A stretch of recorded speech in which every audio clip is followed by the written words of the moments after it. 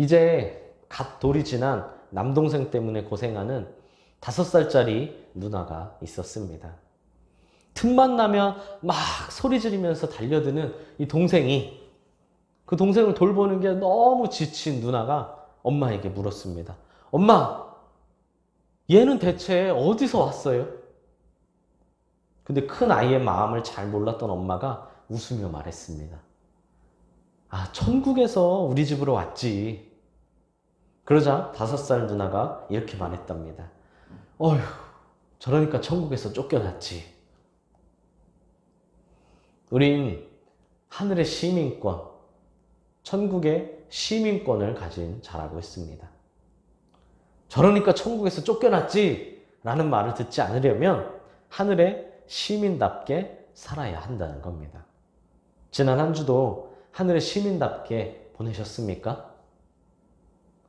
지금도 하늘의 시민답게 예배하는 우리 모두가 되시기를 간절히 소망합니다. 바울은 빌립보서 마지막인 4장을 시작하며 빌립보 성도들을 부릅니다. 나의 사랑하고 사모하는 형제들, 나의 기쁨이요 면류관인 사랑하는 자들아 라고 말입니다. 빌립보 성도들을 향한 바울의 이 애틋한 마음, 애틋한 사랑이 느껴지십니까? 바울은 성도들을 자신의 기쁨이자 면류관이라고 합니다. 한마디로 바울의 자랑이라는 거죠. 빌립보 성도들은 바울의 자랑이었습니다.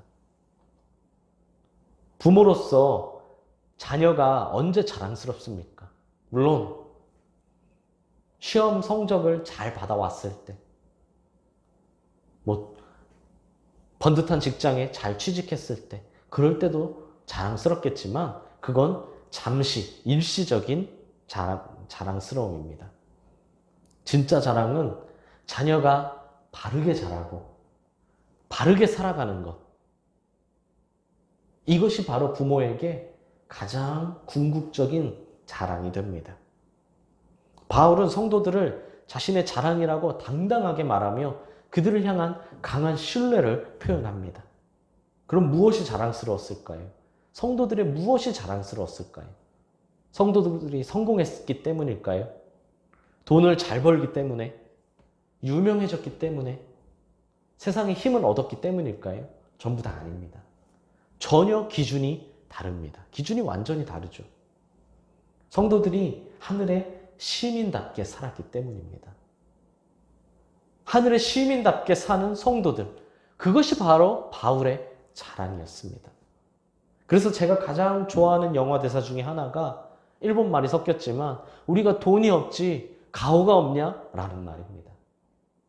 인생이 늘 평탄하지만은 않겠지만 그래도 부끄러움은 없이 살겠다는 겁니다. 남과 비교해서 그들보다 나은 것이 별로 없을 수는 있겠지만 그래도 하나님 앞에 살겠다는 겁니다. 그래서 바울의 목회는 성공적이었습니다. 근데 현실을 살펴보면 바울은 지금 감옥에 있다고 했죠. 감옥에 있는 것이 어떻게 성공일 수 있겠습니까? 오늘날로 치면 바울은 번듯한 건물을 가지지도 않았고 성도도 많지 않고 현실적인 어려움도 많았지만 몸도 아팠고요. 그러나 빌립보 성도들이 하나님의 자녀답게 살았기 때문에 바울의 목회는 그 무엇보다 성공적이었습니다. 그러므로 하나님의 자녀답게 하늘의 시민답게 사는 우리 모든 성도님들이 되시기를 바랍니다. 모일 수 없어도 보이지 않아도 누가 알아주지 않아도 더욱 믿음으로 사는 우리가 되어야 한다는 겁니다. 저의 자랑도 우리 성도님들이기 때문이죠. 저도 목회를 시작했으니 성공적으로 마쳐야 되지 않겠습니까? 숫자가 늘어난다고, 건축을 한다고, 유명해지고 힘을 얻는다고 성공이 아닙니다. 우리 성도님들이 각자의 자리에서 하늘의 시민답게 사는 것이 목회의 성공임을 명심하시길 바랍니다. 제 목회의 성공이 곧 우리 교회와 우리 성도님들의 성공입니다. 하나님께 다 같이 칭찬받을 것이기 때문이죠. 단 성공에 대해 바르게 이해해야 합니다. 만약 엉뚱한 성공을 쫓는다면 그것은 곧 저의 실패, 우리 교회의 실패, 우리 모두의 실패이기 때문이죠. 이렇게 하늘의 시민답게 사는 빌립보 성도들에게 바울은 주 안에 서라 라고 합니다. 서다 라는 말은 바르게 서다. 그냥 막 이렇게 삐뚤게 서는 것이 아니라 바르게, 올바르게 서다 라는 뜻도 있지만 지속하다, 버티다 라는 의미가 있습니다. 예를 들어 밤을 새워서 초소를 지키는 군인에게 졸음의 유혹이 찾아올지라도 그 졸음을 버티고 또렷한 정신을 지속하고 유지하는 이런 인내하는 것, 이런 의미라는 것이죠. 믿음으로 살다 보면 사회적으로든 경제적으로든 분명히 믿음이 흔들릴 만한 상황이 찾아올 때가 있습니다. 예수님을 믿는다고 평생 어려움이 하나도 없는 건 아니라는 겁니다. 그러나 주 안에 서라 라는 건 그런 상황에서도 굳게 버티고 인내하여 지속적으로 믿음으로 살아야 한다는 의미입니다. 바울은 이것이 하늘 시민권자의 삶이고 하나님께 자랑이 되는 삶이라고 합니다. 지금 당장은 고난이 있을 수 있지만 주님께서 언제나 나와 함께 하심을 믿기에, 주님이 나와 동행하심을 믿기에, 게다가 장차 주님이 다시 올 재림의 날에 우리는 영광의 몸으로 살아갈 소망이 있기에 믿음으로 굳게 서라는 겁니다. 그러므로 우리 모두는 주 안에 서 있으므로 전부 다 하나님의 자랑이 되시기를 소망합니다. 그 어느 때보다 유혹과 핍박이 많은 시대이지만 그럴수록 주를 바라고 기다리시길 바랍니다. 언제 어디서든지 하늘 시민권자로서의 삶을 살아가는 우리 모두가 되시기를 간절히 소망합니다. 하지만 아까 말했듯이 우리의 현실은 생각보다 많은 문제나 갈등을 만나게 됩니다. 2절을 보면 유오디아와 순두계라는 사람이 나오는데요. 그녀들은 빌립보 교회의 성도로서 바울과 함께 복음을 위해 힘쓰던 자들이자 교회에서 중요한 역할을 맡은 자들이었습니다. 이런 그녀들에게 바울은 화해하라고 권면합니다. 그녀들에게 무슨 일이 있었던 걸까요? 사실 이 둘이 어떤 문제로 다투었는지 정확히 알 수는 없지만 둘은 어쨌든 교회 안에서 다투게 되었습니다. 그리고 그 갈등이 갈수록 커져 빌립보 교회 전체에 부정적인 영향을 끼치게 되었죠. 말씀드렸다시피 빌립보 교회는 유럽에 처음으로 세워진 최초의 교회입니다. 그래서 더욱 소중한 의미가 있죠. 그들은 바울의 사역을 헌신적으로 도왔던 교회, 그래서 바울에게 크게 칭찬받던 교회였습니다. 그러나 그런 교회조차 완벽하지 못했다는 겁니다. 인간관계에서 갈등과 불화가 있었습니다. 이것이 이 땅에 존재하는 교회의 한계입니다. 불완전하다는 것이죠. 이처럼 지상교회는 주님이 다시 오실 때까지 얼마든지 교회 안에서 문제가 발생할 수 있습니다. 교회는 천국의 모형이지만 그렇다고 천국은 아니기 때문이죠. 유한하고 약한 인간이 모이기 때문에 그런 인간이 모인 우리 교회도 유한하고 약한 모습이 나타날 수밖에 없다는 겁니다. 그래서 바울은 그들에게 주 안에서 같은 마음을 품으라 라고 말합니다. 이 말은 신약에서 총 28번이 사용되었는데 그 중에 11번이 바로 빌립보서에서 사용되었습니다.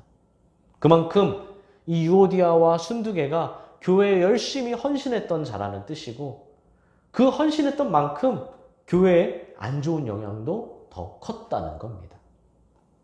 바울은 그 둘에게 필요한 것은 주 안에서 같은 마음을 품는 것이라고 생각했습니다. 스스로 낮아지셔서 이 땅에 오신 예수님을 본받아 자기보다 남을 낮게 여기고 사랑으로 서로를 돕고 섬기며 주 안에서 하나가 되라는 겁니다. 성도 간의 불화는 주 안에서 하나 되어야 하는 교회의 공동체성을 깨트릴 수 있기 때문에 바울은 그들에게 간절하게 한 마음을 품으라고 권면하는 겁니다.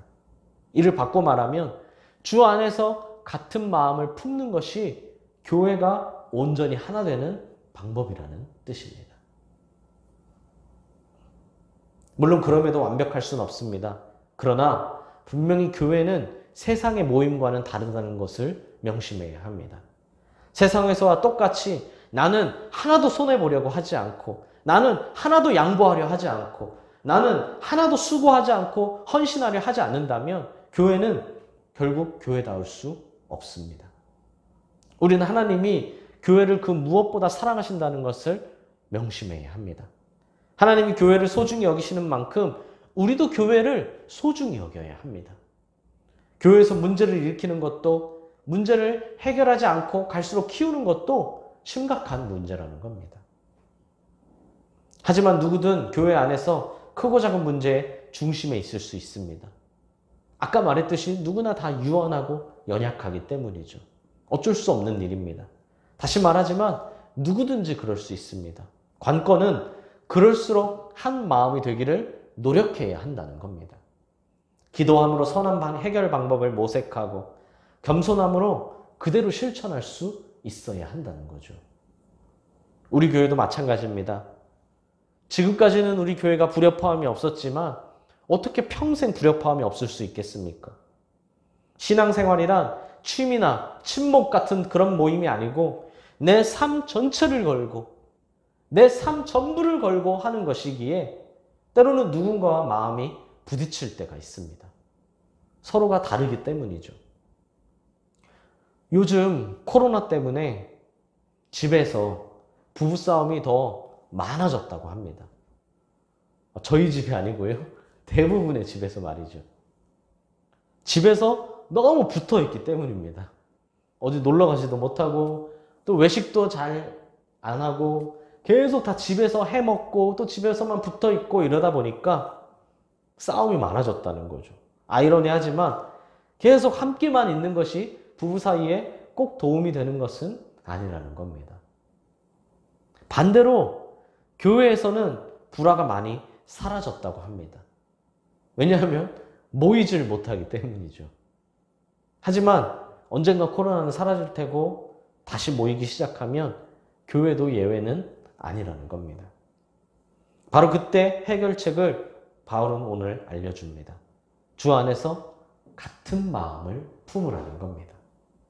예수님처럼 사랑으로 서로를 감싸주고 사랑으로 서로를 섬길 뿐만 아니라 예수님처럼 겸손으로 서로를 인정하고 겸손으로 서로에게 베풀어 주라는 겁니다.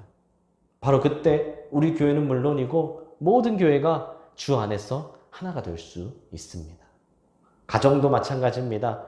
주 안에서 같은 마음을 품을 때 우리 가정이 질서가 바로잡히고 하나가 될 수 있습니다. 학교든 직장이나 사업장이든 그 어디서든 같은 마음을 품을 때, 주 안에서 같은 마음을 품을 때 온전히 하나가 될 수 있다는 겁니다. 이를 위해 바울은 3절에서 자신과 멍에를 같이 한 자에게 부탁합니다. 유오디아와 순두개를 그리고 글레멘드와 모든 동역자들을 도우라고 말입니다. 멍에를 같이 한 자, 그가 누구인지는 알 수 없지만 표현을 통해 그가 바울과 어떤 관계에 있었는지는 짐작해 볼 수 있습니다. 멍에는 소에게 사용하는 것이죠. 물론 소 한 마리에게 멍에를 씌우기도 하지만 여기서는 소 2마리에게 한 멍에를 씌우는 것을 말합니다. 소 2마리가 하나의 멍에 아래서 일하는 것을 상상해 보십시오. 이 2마리의 소가 하나의 멍에 아래서 함께 밭을 메고 갈기 위해서는 호흡이 필요합니다. 왼쪽 소, 오른쪽 소가 동일하게 움직여야 된다는 거죠. 어느 한 소가 앞으로 더 나가면 다른 한 소가 고생하고 서로가 고생하는 거죠. 이 호흡을 맞추는 것이 결코 쉽지 않습니다. 많은 인내가 필요하고 그 인내하는 과정에서 많은 아픔을 견뎌내야 합니다. 그러나 호흡이 맞기 시작하면 그 효율은 몇 배로 올라갑니다.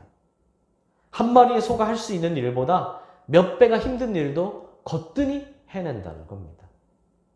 이처럼 그는 바울과 함께 한 마음으로 협력했던 바울의 소중한 동역자였음을 알 수 있습니다. 바울과 한 멍에를 맸다 라는 것에서 그는 둘도 없는 바울의 소중한 동역자라는 것이죠. 그런 그에게 바울은 또 다른 동역자들을 도우라고 부탁합니다. 또 다른 동역자가 누굽니까? 유오디아와 순두계, 그리고 글레멘드. 그들은 다 함께 바울과 복음을 위해 노력한 동역자들이라는 겁니다.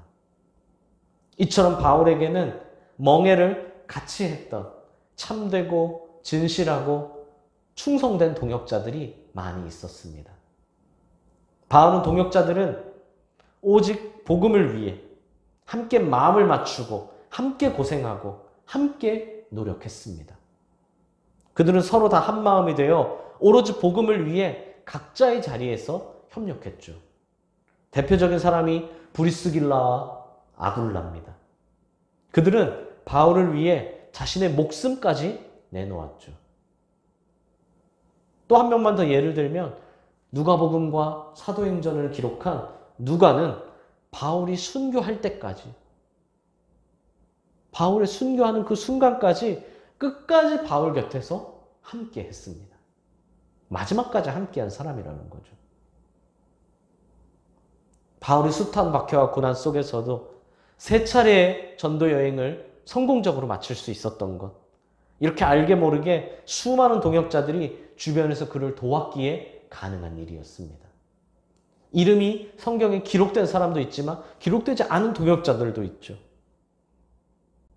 아무리 위대한 바울이었어도 만약 이런 동역자들이 없었다면 결코 그 위대한 일을 해낼 수 없었을 겁니다. 바울에게 음식을 제공한 자, 거처를 제공한 자, 바울의 서신을 대필한 자, 그 서신을 배달할 자, 수감 중에 돌봐준 자, 에바브로디도도 있다고 했었죠. 죽음의 위험에서 건져준 자, 함께 옥에 갇힌 자, 바울의 선교 여행을 함께 동참한 자 등등, 이런 동역자들은 각자 자신이 할 수 있는 일들로 바울을 도왔습니다. 누구는 바울과 함께 했고, 누구는 바울 대신했고, 누구는 바울의 물질적인 것을 채워주었고, 누구는 바울을 대신해서 글을 쓰기도 전달하기도 했습니다. 이렇게 협력할 마음만 있다면 누구든지 얼마든지 어떤 일이든지 복음 사역에 동참할 수 있다는 겁니다. 이는 우리도 주님의 일을 위해 어떤 모양으로든지 멍에를 같이 해야 한다는 의미입니다. 우리가 멍에를 맬 때, 주의 일에 참여할 때 하나님 나라가 확장되는 역사를 직접 경험할 수 있게 된다는 겁니다. 유오디아와 순두계는 바울과 함께 복음을 위해 수고한 동역자입니다. 그들은 어려운 상황에서도 바울과 함께 같은 마음으로 분투했습니다. 언제나 바울 곁에서 복음을 위해 협력하고 원수를 함께 대항했던 자들이죠. 비록 지금 당장은 분쟁을 일으키는 잘못을 범하곤 있지만 바울은 그럼에도 그녀들이 자신의 동역자라는 것을 확실히 밝히고 있습니다. 그들이 속히 서로 화해해서 다시 공동체의 일원으로 잘 지낼 수 있기를 간절히 원했다는 겁니다. 이렇게 바울은 교회 문제를 해결할 때 무조건 문제를 일으킨 자를 정죄하지 않았습니다. 어떤 문제를 일으켰느냐에 따라 달라질 수는 있겠지만 무조건 정죄하기보다는 서로를 사랑으로 감싸주고 사랑으로 이해해주기를 원했다는 겁니다. 글레멘드 역시 그가 누구인지 정확히 알 수는 없지만 성도들은 글레멘드 하면 누군지 다 알아들었을 겁니다. 중요한 것은 그 역시 바울과 늘 함께 했던 동역자라는 겁니다. 여기서 우린 바울과 함께 동역한 자들의 이름이 전부 생명책에 기록되었다는 것을 명심해야 합니다. 생명책에 이름이 기록되었다는 건 하나님 나라의 영생이 보장되었다는 것을 의미합니다. 즉 생명책에는 하나님께 의롭다고 인정받은 자들만 기록된다는 겁니다.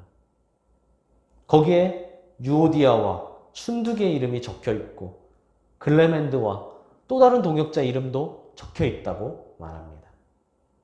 생명책에 그들의 이름이 있다는 건 그들의 믿음과 헌신이 인정받았다는 것이죠. 누구에게 인정받았습니까? 바울에게는 물론이고 하나님께 인정받았다는 겁니다. 그만큼 그들의 믿음과 헌신은 확실했습니다. 처음에 말했듯이 바울의 자랑이 될 정도로 말입니다. 그들은 수많은 고난과 핍박 중에서도 담대하게 믿음을 지켰고 자신의 마음에서 우러나오는 헌신으로 바울과 교회를 물질적으로 돕고 섬겼습니다. 그래서 바울의 사역이 성공을 거둘 수 있었고 그래서 그들의 이름이 생명책에 기록되었습니다. 그들은 주 안에서 같은 마음으로 섰기 때문입니다. 그리고 이 생명책은 오늘날에도 열려 있고 지금도 계속 기록되고 있습니다.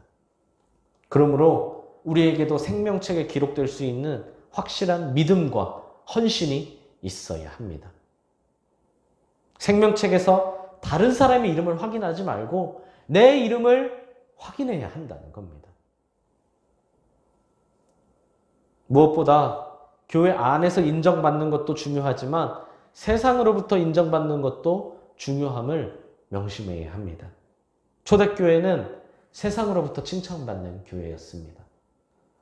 하나님께도 세상에게도 인정받았다는 겁니다.